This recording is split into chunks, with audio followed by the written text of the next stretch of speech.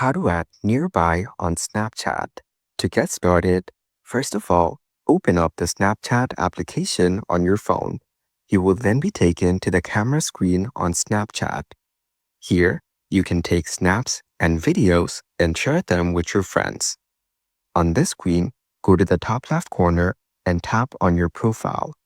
Then, go over to the Snap Map option and tap on it. On the Snap Map, you will see your current location marked by your Bitmoji. Look for blue spots around your Bitmoji, which indicates hotspots where other Snapchat users are active.